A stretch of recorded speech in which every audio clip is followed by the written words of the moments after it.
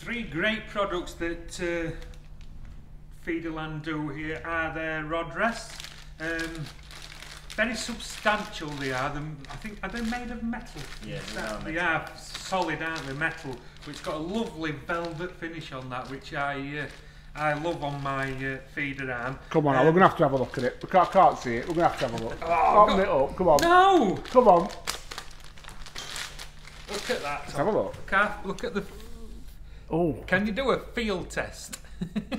What's that? That's good. Do you reckon you can make me some boxer shorts like that?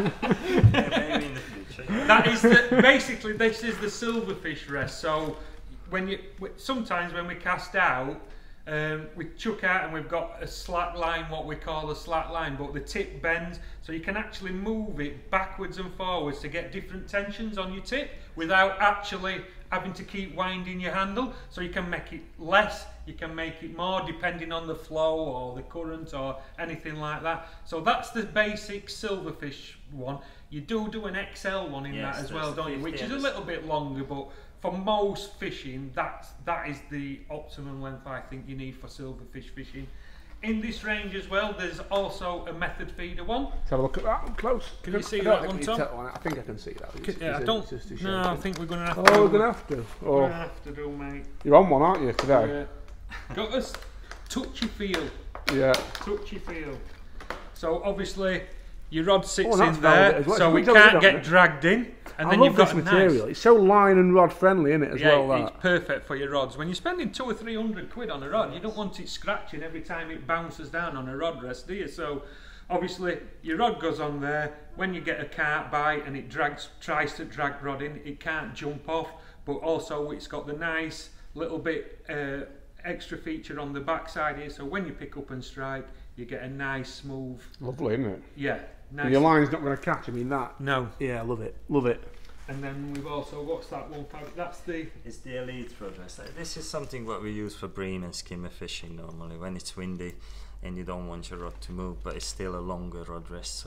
So you can pick it up a bit, you know, further down the rod. Similar to that. Similar to that one, but just in windy conditions. Yeah, so it doesn't bounce down the rod, into it. And then also I've spied this. Yes, we've been asked by. Look at this one, Tom. Oh. Look at that. It's different, isn't it? Ribbed. Ribbed, sir. It's for ribbed. extra pleasure. So what's the idea behind the ribbed one, Fabian? We've been asked by some of the top anglers in the country. They mainly fish in commercial venues like Lindholms or similar venues, and they like to fish left and right down the edge, and you know, for F1s. And they asked us to make this rod rest for them.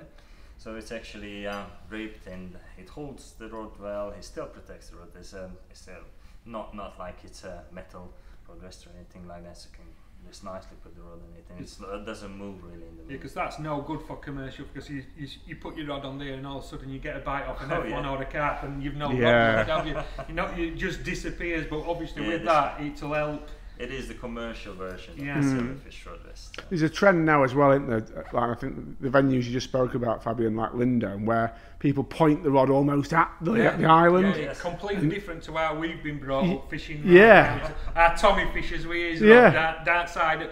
Everybody now just chucks it in the rod. It's like waggler fishing more than feeder fishing, isn't it? And so they're not moving it at all. And that's perfect for that, isn't it? If you have it over your net, say. Yeah, straight over the top of your nets on your bendy feeder arm, and you're just away. And you can also use it for waggler fishing as well. There's nothing to stop you from using it from waggler fishing. No, that's true. I'll tell you what would be nice as well in this kind of material as well, a nice little butt grip. Oh yeah, we will make some. Because it's lovely that foot back end. Your rod would not slide in that. Your butt of your hand in that material. It's a good idea. We can make some. Yeah. Be a nice little butt grip in that material as well. So there you are, folks. They're the Feederland rod rests, and this one is coming. When will this one be available? End of March. End of March, and that's going to be available in two sizes, isn't it? Basically, yes, 50 and 65 centimeters. 50 and 65 centimeters. So end of March, we will be having these in the shop, hopefully.